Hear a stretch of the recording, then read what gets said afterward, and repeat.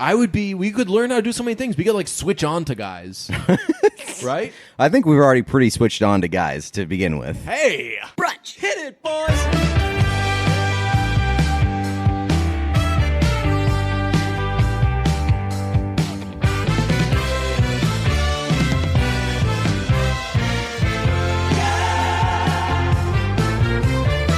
I have good news and bad news. Hit me with the good news first. I've only played this out in my mind as though I'm giving the bad news first. So what's your second choice there? Give me the bad news. Okay, so the bad news is I was recently in an accident. I'm okay. Just lost a couple teeth. It was this freak thing. All the power in the world went out. Nobody knows what happened, and they've stopped caring or trying to look up what happened or try to figure it out. And they've just moved on from that. That just like the grid everywhere went down for a second, and they were like, "That's okay. Let's just carry on." Yeah, they moved on pretty quickly. The world has moved on pretty quickly. I'm sorry about your teeth. That's okay. The good news is I've forgotten a few things, one of which was a very disappointing movie. I was going to say one of the worst pieces of shit I've ever seen in my life. Oh, come but on. So we're talking about yesterday. Yesterday, not a good movie. You got to stop doing this. Whenever one of us says that a movie's bad, stop saying better or worse than Bohemian Rhapsody. Yeah. If we tweet in all caps, holy shit, I just saw the worst movie I've ever seen, including Bohemian Rhapsody, then you can ask better or worse than Bohemian Rhapsody, and the answer is still probably Bohemian Rhapsody. Better than Bohemian Rhapsody. Bohemian Rhapsody is on its own scale. It's on a level with The Snowman, but it's in a different place. The Snowman, we right. can explain They're bad why for it very, very different reasons. Right. Yeah, you can't say, you absolutely cannot say that yesterday is an absolute piece of shit. Because it's a piece of shit. But it goes against. Well, you can't say that it's like the worst movie of all time because that goes against everything that we stand for and everything that we've preached years past, saying that things can be somewhere in the middle between very bad and very good. I agree with that, and I will say that it's not. It's not like a piece of shit of the year type thing. It's not like a 2 out of 10. When I initially saw it, I thought like this is like a C. It's a low C. But the more I've thought about it since, it's got a bad aftertaste. Like, how do you feel since seeing it versus when you initially saw it? I haven't thought about it again, which I think is probably a negative. Not a good sign. Right, but it hasn't gotten worse. I walked out of there thinking that I was somewhat disappointed, or actually, not somewhat disappointed. I was disappointed by it. I expected more. I didn't think that it was awful, but it didn't live up to my expectations. This doesn't happen often, though, where we circle a movie and we're like, hell yeah, can't wait for this. This movie could have been our song of the summer. Mamma Mia checks a lot of boxes. Like a year and a half. We could have gotten so much. Now we've got to switch things up. We'll get to it. Now instead of talking about yesterday and watching that a million times, we're just going to become Build Your Ultimate Blank guys and just keep doing one of those every week, starting with probably like Build Your Ultimate Table. $5 for, like, I don't know. We're going to figure that out. But we could have gotten so much out of this, and the movie ended up being a disappointment. It fell flat. All right, fell flat a little bit. Let's jump right into it. It's my big issue with it is it tried to do two things, or it told you it was doing two things, which was the Beatles storyline, which is everybody forgets the Beatles, Coca-Cola, and what else? And Oasis? No, not Oasis. It was something else. I think they forget Oasis. Oh, really? Because he looks up Oasis and there's nothing. Huh. Oh, yeah, you're right. There are a couple of more things that pop up, but what cigarettes. What amazing... Cigarettes. This would be the worst. Wait, they forget cigarettes? Yeah, because he's like, oh, I could really go for a cigarette right now. And then the other guy's like, what's a cigarette? Oh, man. This would be a terrible world for you to live in. No Beatles and no cigarettes. No Beatles and no cigarettes. Dave's true loves. As the foremost non-smoking, but maybe leaving the door open. I see people smoking, and I'm like, I feel bad for this. Is a bad decision and everything, but unless you're in Atlanta. Atlanta, all bets are Atlanta. You have to smoke. Yeah, Atlanta Dave rips butts. you can't not smoke in Atlanta. I smoked in Atlanta. I think so I probably have had to one agree. cigarette in my hand in my combined 2 trips to Atlanta in my life. But between secondhand smoke and everything, like cigarettes happen when you go to Atlanta. So they forget the Beatles, cigarettes, Oasis, and Coca-Cola, which I can't tell if this is product placement for Coca-Cola or Pepsi, because they end up saying Coke and Pepsi equally enough. Well, yeah, They're Ellen equally the same. Ellen asked me afterwards, and I hadn't thought about it before she asked me, but she said, "How much do you think Pepsi paid So for it it was to Pepsi, we think? be?" Yeah, because they Get rid of Coke. Yeah, right. So Coke, Coke does not exist in the world of yesterday, and Ellen was like, she was like, they couldn't have made it Coke because we all live in a world where Pepsi doesn't exist. Ooh, good one. Yeah. There's a big couple of weeks for product placement in movies. We didn't talk about it, but Murder Mystery overflowing with product placement. I don't even remember what was in that Are you movie. kidding? Claritin and Allegra? Oh, yeah, that's like, right, The yeah. movie is built around Yeah. 2 That's like a allergy major medications. plot point. They never say like, "Hey, is there?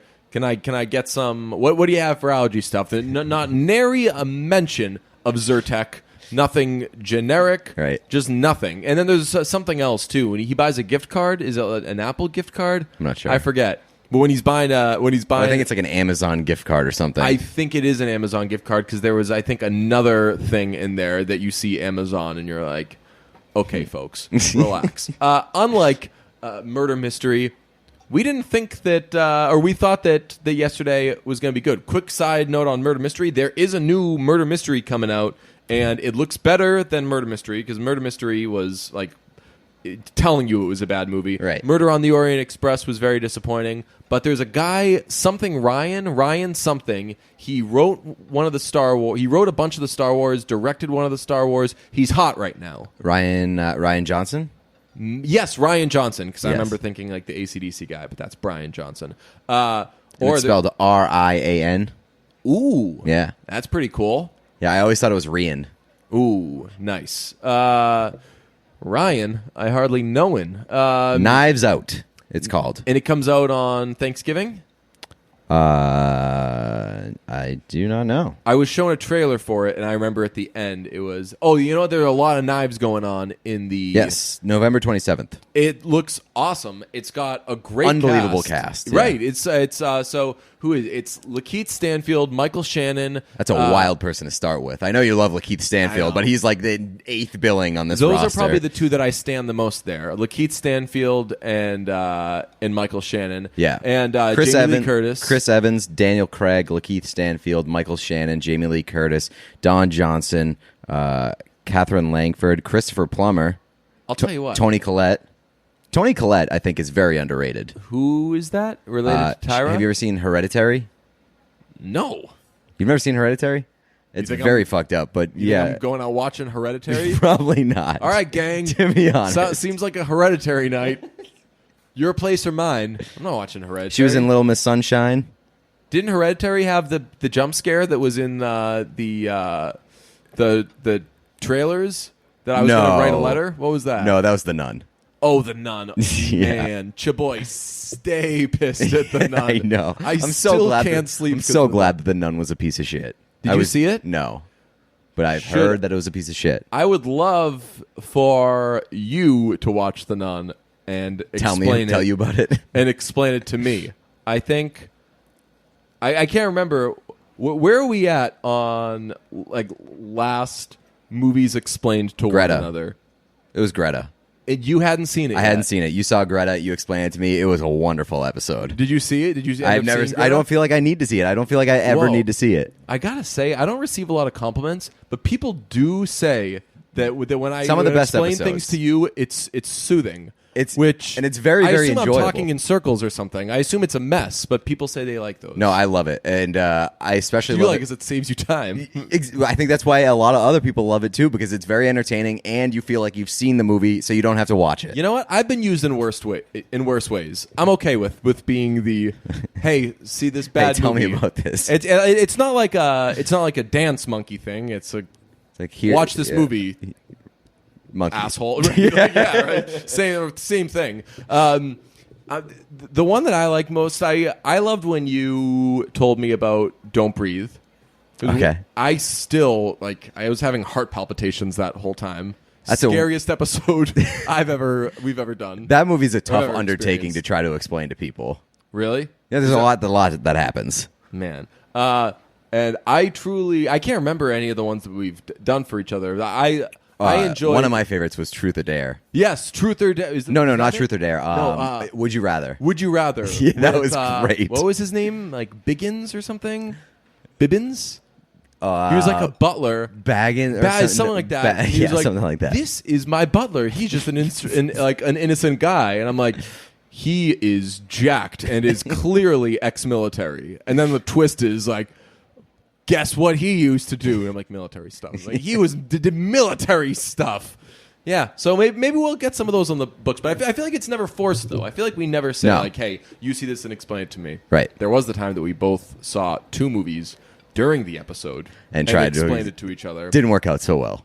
That was in the early days, though. Worked out differently than planned. Yes. It worked out differently than it being good. You described a fire movie. A house burns down. A car burns down? Demolition. A demolition movie. Yes. And I described the one where Adam Levine cheats on his girlfriend. Sure.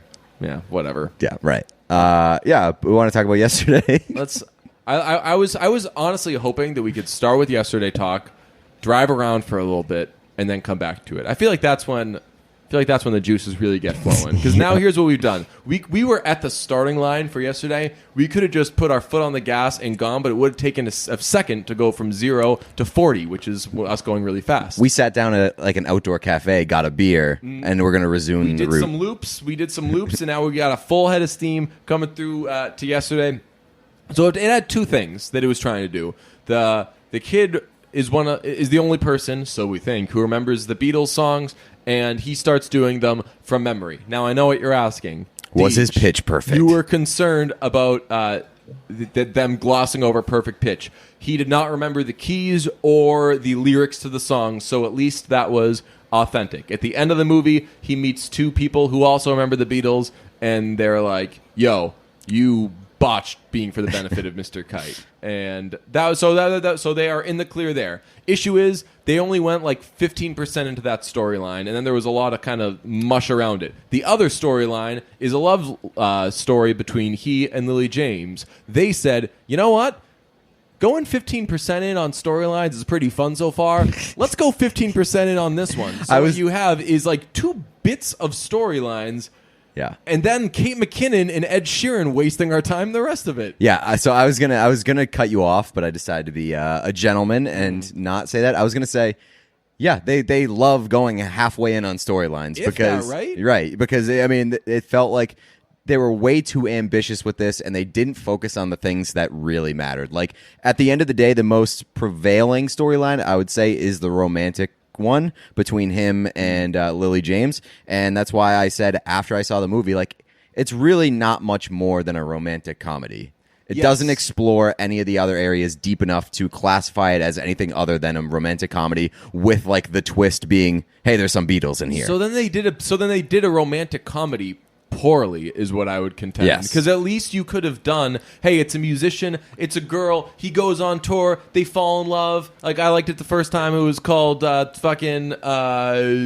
La Land. But hey, what are you going to do? I'll take that storyline all day. The issue is, you can't tell, what are they making this about? And they go 20 minutes without Lily James, and apparently this is eating up, eating them both up. But they just don't get together. Right. It's not like he's smashing on the side. They're not showing anything like that. I know. It's very difficult to pin down why they're not dating in the beginning, or even if they really are. It's hard. You don't know who's really into the other one until 30 or 40 minutes into the movie. You also don't know anything about either of these characters. Or their backstory or whatever. It starts with she's managing him, and she gets him a gig playing at a festival where he meets the dumbest person alive, who is for some reason Michael Kiwanuka's head roadie and ruining everything. By the way, that guy's the best person in this movie. The Idiot? He rules, yeah. Oh, for sure. Give Yeah. me that guy at least. Right. You know what? They probably... I want a spin-off of that guy I will being a say, roadie. Give me that guy. They did give me that guy. They Probably did. as much as they gave me Lily James. And this isn't just obviously like on our like we won't say Mount Rushmore because we've got a lot of people that we absolutely stand on this show. I'll tell Lily you. James is right there on. If I have a pedestal, Lily James is standing on it. She is like Yeah. the queen for me. Right. I mean, hasn't been in anything bad. Well, hasn't really been in everything well. anything period other than like Mamma Mia 2 and Baby Driver. That's the thing. She's so good in Baby Driver that like when I ask people about Lily James, as I often do, Baby Driver is what I lean with, and then the response is like, "Oh, she's great." Oh, Right? really? Yeah. I feel like most people that I talk to don't even know who she is. Man, when she walks in and she's singing she walks in a room- B-A-B-Y, baby, it just lights up Ansel Eggcort's life and also mine. We're continuing to still drive around, which is good. We're just going to, throughout this, we're generally going to be talking about yesterday. I mean, so this is how this relax. podcast works. You know the deal. What are you explaining this for? Listeners, I do find it funny when we get like, hey, just started listening to Brunch and like, here's my takeaway. I'm like, ooh, man, you don't even know what the takeaway is yet. But my thing is like, there are a lot of people who say that they just started listening to the podcast, and there aren't really like a lot of complaints or like, hey, why do you guys do this? It's just like sort of like That's people true. get adjusted on their own, which is interesting. surprising. Yeah, I mean, we had OGs who heard the first episode where the only thing that we knew going into it was that we weren't going to say, welcome to this Yeah, podcast. that was literally the one thing. I'm DJ, that's Pete, and here we go. Pete, if you don't mind, why don't you tell them what we've got on deck today? Like, we weren't going to do any of that because we were the only two people who knew, like 3-4 years ago, whatever, that when somebody presses play on something,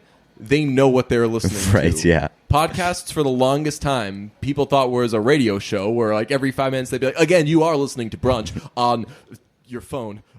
You chose it, and you got here. Right. It wasn't an accident. Have we ever done the thing where It did lead to the confusion of people saying like, man, DJ, Yeah, or like Pete had the stupidest take today, and I would look at it and I'd be like, that's my take. yeah, Pete. There's a lot of misplaced blame. Have we ever done the thing where it's hey, I'm Deej, and Oh, and I'm Pete. yes. Have we done that? I know we discussed it just We to fuck could. with people. We should set people up and say, if you've never listened to Brunch before, Here's a good place to start. listen to this episode. We should. Our next episode should be like Hype throwing it up. people off the scent, Right. throwing new listeners off the scent. Think that we can trick old listeners? Maybe depends on how Only one way dedicated to they find are. out. Right. Tune in next I mean, week. It depends on how well we sell it. Yeah. If I'm like, okay, I'm Pete, people are like, doesn't sound like someone who How thinks well do he's you? not Pete. It's like a BuzzFeed quiz. How well do you really know the podcast? we are going to have a wonderful summer of building ultimate things, asking how well you know things, and it would just like legitimately be like, who is this? And it's a picture of me, and then you say, I think it's DJ, and it's like, are you sure? Because Final answer. we're giving you another option. It could be, is it Pete? And then I think people are gonna get. I got to give a little shout out to the Brunch Out of Context Twitter account. I know you don't like that. I know, I don't know. No, I don't not like that. I know you don't like the idea of things like that. Where I don't like stuff about us. you don't like you don't like people listening to the podcast. Yeah, I feel that I've been a driving force in making sure we've kept that number low. I'm proud of that. Keeping it in the comfort zone. Yes. I got to give a quick shout out to the Brunch Out of Context account. One, because they're constantly updating that stuff. Listening to Brunch more than anybody in the world, and it's always really good lines. And they pick and choose really well. I also have to give them a shout out because most of those lines, I have no idea where they came from. I see them retweeted. Do you know who said them No. ever? Sometimes yes, but a lot of the times no. The only time I know is when I say that sounds like something I would say, but I Yeah. don't know that I said it. But literally, anything that sounds like something you could say could come from either one of us on this podcast. That's true. I have ruined you. That's true. That's true. Yeah. This has been a good little stretch of keeping numbers low, keeping people unhappy. Let's keep people unhappy with some more yesterday talk. Was that a sad song? Listeners, let us know how you feel about the song choices. Tomorrow Never Knows may have been a little out of left field, but that's my favorite Beatles song. We mentioned Ed Sheeran. A lot of them in this movie, way more of them than I expected. But honestly, I didn't think that he was that bad in this movie. I'll say if there's a power rankings of worst people in this movie, Kate McKinnon is way at the top. I'm ready to say it. I'm ready to put this take out there. I am sick of Kate McKinnon. Kate McKinnon is experiencing Hannibal Buress syndrome.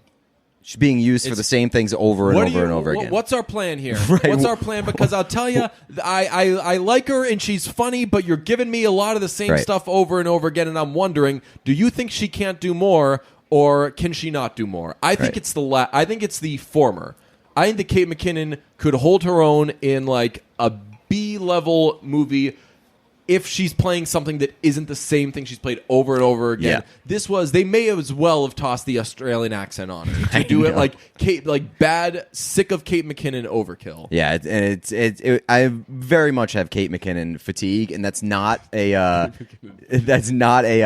something like against Kate McKinnon, honestly, because I like Kate McKinnon. I just don't need the exact same thing from her in everything that she's in. Yes. That's all I gotta say. Yeah, do more with her. I'll say this about Ed Sheeran. People laughed in my theater when he said the "Hey Dude" thing. I was ready to punch. That's why That's why I keep. Like, you had to know that was coming, though. That people were going to laugh. Yes. Why do I believe in people? Right. Why do I? It's your mistake. Yeah. Did people laugh in your theater? Yeah, I got a few laughs. Like it wasn't like people weren't howling or anything. I was about to use the word. I'm pretty sure howling. No way. I think that people were like old people were howling. No, there were a few chuckles spread throughout the theater, but people didn't go overboard with it. I was very happy about that. Here's the bigger Ed Sheeran issue. There's an awkward scene where Ed Sheeran is getting he invites what's the character's name? What's the main character's name?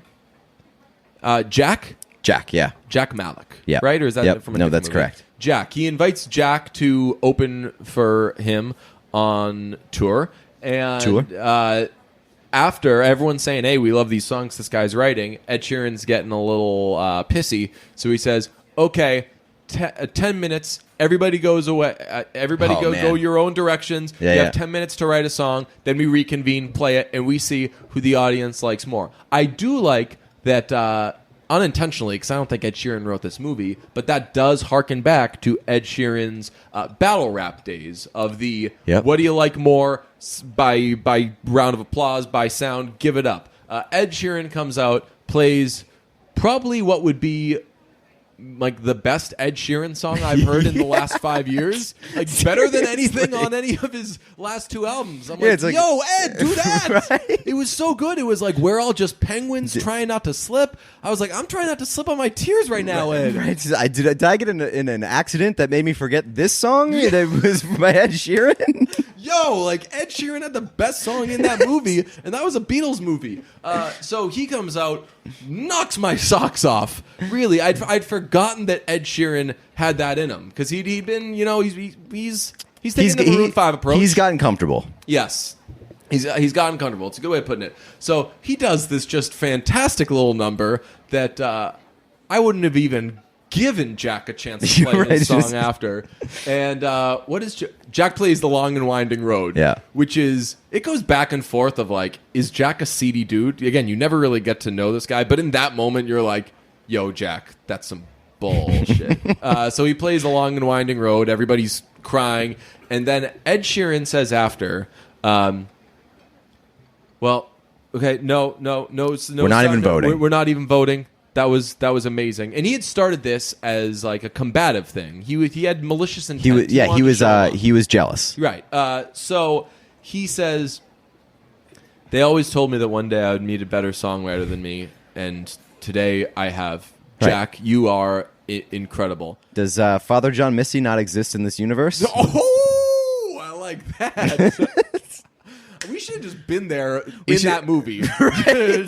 Just two guys in the back just roasting Ed Sheeran at any given point. Yo, Ed Sheeran, that last song ruled. You fucking suck, bro. Yeah. Does Father John Misty not exist in that universe? I would say, like, yo, like, what is Ed supposed to be playing in this movie? Because he does not say this. This is not like a tongue-in-cheek, hey, dude kind of part. He is saying this seriously. Right. He's saying, I have finally met my match. I've met a better songwriter than me. I'm like, yo, Ed, we all saw when you were on the Grammys and you were playing with like Jeff Lynne. We saw when John Mayer was filling in for David Letterman and you guys played Don't together. It was delightful.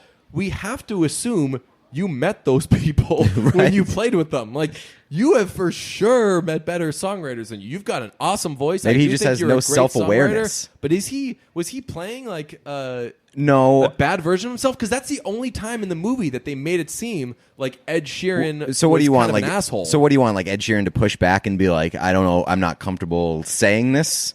When he said that, there needed to be a Greek chorus. There needed to be somebody there that was like debatable, or somebody that was like. That was like no one considers you like the best. Yeah, that was my that was my takeaway. Like that of all the complaints that I could have about this movie, just like pretending like Ed Sheeran is the peak of songwriting in music. That was a little weird. And Ed Sheeran's great songwriter. Maybe this is just a very deeply British 2019 movie. Also, maybe just like very few people exist. All we know we only know from when he Googles stuff or when people say cigarettes don't exist that those things don't exist. Right. So we think it's a world where like 4 things don't exist, but maybe like all musical artists just don't exist. He could have been doing a whole lot. Like he could have come out and been Kanye instead, and the audience probably would have felt it more. That's another issue I have with the movie. He's singing them in lower keys. The arrangements aren't very like. What did you think? Did the music sound particularly good to you? It was fine. Yeah. Right. So I don't think that it's believable that even with Beatles songs, that if the Beatles never existed, someone came out right now with Beatles songs and sang them passable. I wrote that down in my notes, and I said, would the songs even be that popular, especially in 2019? I don't think so. You can erase. I'm sure like a good portion of musicians got wiped out, whatever, by that thing. But like even still, a lot of the Beatles music doesn't really translate to being like super popular in 2019. Case in point, Paul McCartney tours and it gets sold out, but it gets sold out by people like me and old people. Right. Like if Paul McCartney still comes out with music and people don't feel it. And they go so far over the top with like, this is the biggest fuck. And I know that they did it because the Beatles were that back in the day, but like they make Jack Malloch like the biggest star in the world and go so far over the top of like his stardom where like he's throwing fucking parties just for people to hear his songs and stuff like, and like debuting his album is like this monumental event being covered by like the news and shit. Like they went so far over the top. Like they didn't make it a authentic like musical journey sort of, or Definitely whatever you want to not. call it. And that took me out of it a little bit. And the Beatles came up and blew up when nothing like them existed. Right. Everything that you have heard in the Has last million derivative years of the Beatles. is taken from the Beatles, like including Ed Sheeran. So I'm sure that I'm sure that some people would hear some Beatles songs and be like, sounds a little like Father John Misty or something like that. And it's like just because some of the chord changes were lifted from the Beatles. So. I also wrote down, I think I might be more interested in this movie if it was a movie about like the Beatles songs being used and them not being that popular. Like that would be a way cooler premise where like he tries to steal the Beatles songs and just like nobody really gives a shit. Sign of the times. Yeah, absolutely. That would be way better. And then you got Lily James. There was trying to make them big because she would be the person that believes in them. There was a touch of that when he was like, maybe it's just me. Maybe I just suck. Oh right, yeah. And like there is like a tiny bit of that, but man, I think that would present a lot more of like a introspective, like smart movie that is worthy of like thinking about, rather than a very like average romantic comedy. I'll tell you, I got roast. So the day I saw yesterday, I was bummed.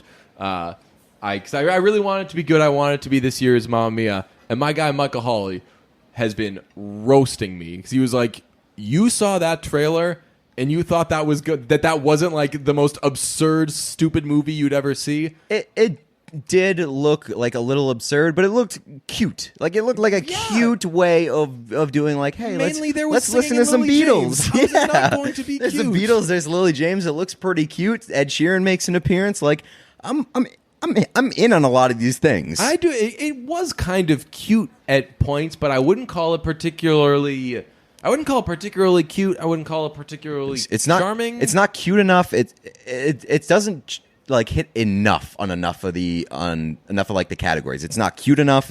It's not smart enough. Definitely not smart enough. It's not like creative enough. It's not authentic enough. It doesn't go there on any of the categories. I'll tell you more so than any of those. Like, it is legitimately more weird than it is cute, and that's a problem. Like, this is a weird movie.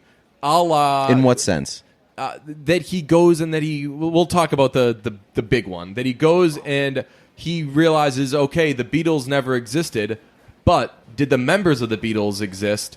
And somebody helps him track down which member of the Beatles. Is it the good guy that's still alive? Is it the kind of dopey guy that's still alive? Is it the guy that was always searching for peace of mind? Or he finds the guy that was always beating up women. Yeah, that's it. He was like, All I right. gotta find John Lennon. Damn, I hate that you like it honestly seems like you glazed over my list of notes before doing this podcast. We've melted into one. I wrote down the John Lennon scene was weird. I wanted to scream, "Do you still beat your wife in this universe?" Yeah. Hey, buddy, how's the? He's like, they're talking, and he's trying to catch up on him and see what kind of life he's leading. And John Lennon's like, if you'll just give me 1 second, I'm going to go away for a few minutes. And he's like, where's he going? He's not, the cigarettes don't exist. He should be, if he remembers the Beatles, he'd be like, he's probably going to like hit a woman or something or do something terrible because he's an awful dude. And to make that decision, especially in cancel culture, Yes. like in 2019, a very weird decision, especially when two of the Beatles are still alive. Like, I get why they did it to raise that question. Mm-hmm. Could have done George. Yo, I was, what did I say? I said, what were the betting odds on Paul and Ringo being in the movie? Yeah. I still don't know how odds work, but you would get, if you bet on Paul and Ringo being in the movie, you'd make back less, right? Yes. You would think that they're probably in the movie. Yeah. They were not, but a fake John Lennon is in it. And again, they knew what they were doing. Like, they wanted it to be a twist, and like they show the back of him, and it makes you wonder. And I was like, oh, that's probably Paul. And then he turns around and it's fucking John Lennon. You're like, what the hell? And it was that scene that made my blood boil. Let's see if you can. So a lot of things irk me. So I guess we can't really narrow this. I was gonna see if you can guess what about that scene made me so mad. But this is high on my list of things that piss me off, and they went there. I don't know. They acknowledged the John Lennon quote that John Lennon never said. Oh, man. They did the, like, do you want to be happy or do you want to be successful? There's that fake new listeners. That's stupid. It goes around like once every 3 months. It's a meme and it's a picture and it's all artful and it says, it's a quote from John Lennon that's, when I was in school, a teacher said, what do you want to be when you grow up? And I said, I want to be happy. And she said, you don't understand the question. And I said, you don't understand life. He never said that. That's a fake. That was like the beginning of people just making shit up on the internet to get retweets and points and clicks and shit like that. He never said that. This movie doesn't apparently know that, which is such a basic thing. Like, I would say half the people who see that quote know that he never said it. But that seems perfect. That seems perfect for this movie because it seems like somebody a bad job. And it seems like somebody wants to make a movie about the Beatles without doing a lot of research on the Beatles. Yeah, I'll say it doesn't. Or a lot of research it doesn't anywhere. lean into really anything on Right. the Beatles. So he says to him, John Lennon's living out on a farm, and he says, and Jack asks him, "Are you successful?" And he says, "I'm happy." And he says, "Well, are you successful?" And he said, "I just told you I'm happy." And I said, "Boo!" I know what you're trying to get at. He never said that, man. And then everyone got mad at me in the theater. And I'm like, not my fault. Like, hey, I'm the best part of this I'm the shitty victim movie. here. Right, yeah. Like, yo, you guys should be so lucky to hear me screaming shit during this. While you couldn't have bet on which member of the Beatles would show up in this movie, you can bet at betonline.ag. You like that? Online, though? Can you do that online? Yes, because it's called betonline.ag. Wow, it's Just take the enter- better to you. Yes. Yeah, if you want to bet on sports or other things that you can bet on, maybe which dead member of the Beatles will show up in a future movie. There's plenty of movies coming out. I would love to see John Lennon continue to make appearances and boast that IMDb page all over the place. You can do it at betonline.ag. Because you are a loyal listener of this podcast and CLNS Media, we're going to give you an extra 50% added onto your sports betting bankroll when you go to clnsmedia.com/betonbrunch. This is a very confusing read. It's all over the place. We're having a lot of trouble with these reads. Not all our fault. BetOnline.ag. You're going to need to make a minimum deposit of $25 to qualify for the bonus, but you're getting 50% added on to that bonus at clnsmedia.com/betonbrunch, and you got to use the promo code CLNS50. The best part is the bonus will be added onto your balance within seconds, so you can support this podcast by going to clnsmedia.com/betonbrunch and using promo code CLNS50. You like to bet, we like to bet. Bet with betonline.ag. Help the podcast. Get a little extra cash for yourself, for your degenerate self. And yeah, so please see on BetOnline's general rules for additional terms and conditions regarding the bonuses, but get out there and have some fun. Let's round out the yesterday talk with someone asked, just plain and simple, but is it worth seeing? I'm the wrong guy to ask. Like we see everything. So yeah. I didn't walk out. I was very upset clearly that it wasn't as good a movie as I wanted it to be, and it wasn't a good movie. But what else are you gonna do? Yeah, I guess go to the movies, man. There's got to be like conditions on that question. Like how often you go to the movies, or like are you seeing it over something else? Oh, like, true. Like don't see it over Toy Story. Don't see it over Toy Story. Don't see it over Aladdin even. Aladdin's not in theaters anymore, is it? Really? Yeah, Spider-Man comes out today. I'm going to go see that tonight. Oh. I've heard really good things. What else is out there? But, I mean, pretty much anything. I'd say if you don't really want to see this movie, there's probably something else that you'll enjoy more. True. They're also coming out with a Bruce Springsteen movie, so it continues. They keep rolling them out. Lena, I joked about a Billy Joel movie being next. Lena commented saying, "I'm dying," with a laughing face, trying to rope her into maybe writing that movie. No response yet from Lena, but we will keep you posted on that. Wonderful. Final yesterday thoughts. Got any? No, I thought we rounded them out by saying it's worth seeing, but it's not that good. Yeah, so it's bad. I'm not going to say it's bad. I'm going to say that I was disappointed. It wasn't great. It was a average or maybe slightly tad above average romantic comedy. Oh, no way. That was... There's a lot of bad romantic comedies. Right, but they still follow the romantic comedy thing. Like you're squeezing this into romantic comedy for lack of anywhere else to put it because it's such a blah movie. I suppose, but you can watch it better. You can easily find a better romantic comedy than that. Sure, but I think that this one checks off enough boxes for me for interest wise to say that like I'd probably watch it again. And I'll probably have it on in the background. Yeah, and it's a stupid movie though. It is a stupid movie. It's a very stupid movie. So stupid, weird, not very good. That's good enough. I had a take today online. It's actually a take that I've sat on for quite a while. Festering for years now. We've got a group chat, and I've put it out there a few times. And generally, it's been agreed upon that like it's a fine, fair take. I think if you don't I voiced this to people, and I've not found one disagreement. If you disagree with this, in fact, I would say you are nuts. Okay, so here is my take. I gotta find it. It will never not make me mad when someone does a food review and rates something after like 2 chews. That's not how food works, you phony. Yes, when people they'll bite into something, and as they bite into it, they do like a here's how we've definitely said this on the podcast because I can hear myself like repeating words, but we do this, so whatever. This is how eating food and reacting to it goes. You eat it, you finish it, you go to the mall or something, and like an hour and a half later, you think like, damn, that was a good sandwich. Awesome. Yeah. That was a good sandwich. Yeah, but not even that. Like even with just this tweet that I sent out, take a bite, take even one bite, take one bite, finish that one bite, you can properly score that food. You take one bite and you take one or two chews of that thing. Swallow the damn food. Like at least get a couple of bites. Get it on one side, get it on the other side. You don't know what the aftertaste is going to be like. So here's the thing. Like this tweet got picked up by Portnoy, Dave Portnoy. I didn't realize when you saw it.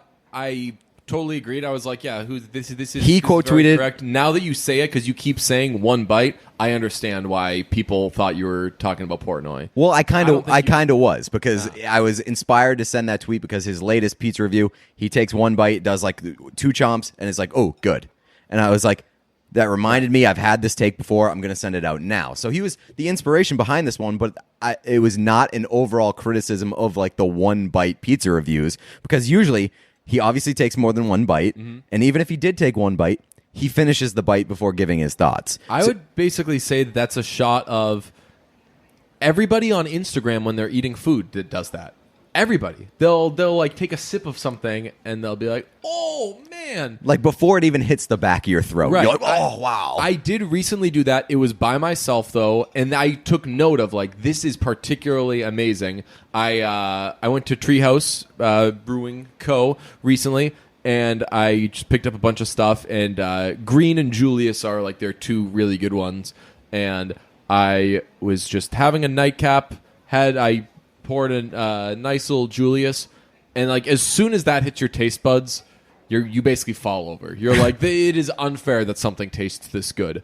But that is a rare exception. People do it regularly with sandwiches, with drinks, with pizza, whatever. The Portnoy thing, I'm more indifferent on because it's like you said, he's taking more than one bite and the whole thing's a joke anyway. I don't really care about that. Yeah, I don't give a shit about that at all. And I really enjoy the pizza reviews because they're very entertaining. It was not a specific thing meant to him, but it was. He quote tweeted with "at me next time," and of course now the Barstool Hive has been coming at me all day, being That's like, nice of him though.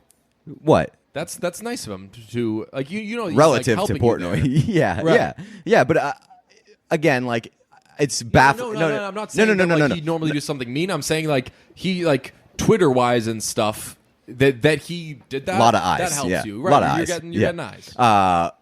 But it's literally baffling to me how many people like do not understand, or maybe they just didn't read it closely enough, but don't understand the difference between one bite and one chew, or like 2 bites and 2 chews. A chew is much different than a bite. A bite has several chews. A bite leads to a chew. Right. A bite leads to several chews. Right. Unless you're a monster.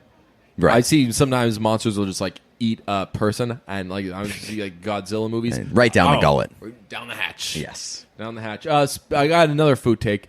I was going to tweet it last night, but there's just no way of phrasing it. It's so basic and stupid. But man, when you're hungry and you eat food, my goodness, so good. I was super hungry last night, and I ate. And I was in heaven. We may have to edit that one out of the podcast. It's just way too controversial. There's no. That's like that reminds me of y'all feel me though. That reminds me of the Lollapalooza take. Just isn't peeing awesome? Yeah. Peeing's a good. Yeah, what a sense of relief. Like yes, literally. I think our exact take was that peeing when you have to pee really bad and you actually pee, it's better than coming. Oh, I remember. I sat that take out. I was like, I'm just absolutely not touching this one. Do you see Randy's thing at Stranger Things?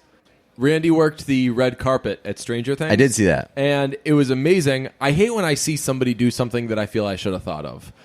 He interviewed everybody on the Stranger Things red carpet, and he ended every interview with, "Thank you very much. I love you." And then hugged them. So perfectly on brand for Randy. It was so like I liked that because I think that everybody follows Randy, and like if they watch Stranger Things, they follow Randy on social media and stuff, so they get a glimpse of him. But just like a long stretch of unfiltered Randy, right? Nothing better. Randy was also a little pissed. I left him off my ultimate. My initial ultimate build your brunch thing. If you haven't seen, somebody did make a build your ultimate brunch episode with $10, and it's great. I would. Anything you would add to that? I don't think that there were good options. I thought they were very good, but one thing that I would add, I would have made Lena more expensive. I don't know at whose cost, but like Lena's either $5 or $4. I don't know who gets bumped down there. Who is 5? 5 was Misty. Okay. People who don't listen to the podcast said they loved that. Just mainly that that there was multiple Father John Misties. I was like, oh man, this started with us building an entire anecdotal Father John Misty board. One thing that I would have added to that board was saying that we're gonna do something and that we don't do it, and then that would have been perfect because we said that we were going to build a build your ultimate brunch thing, and we didn't end up build it. And somebody else did. The one thing that was holding me back from building that is that I was like, it's going to be a lot of Photoshop, and I'm going to want to make it. I got 2 speeds. I can't do something that's just like ugly. That's just ugly. Like I'm going to think about it, and I'm going to spend like 9 hours on it that I don't have. But here's what we'll come up with: some sort of template, and we'll just do these until it doesn't get fun anymore. But I feel like that you can come up with some good ones there. And we can get some we're gonna pick out of this. Bad topics. Yes. Right? Yeah. We're gonna pick bad topics. Of course. So, thank you. I love you. Mm-hmm.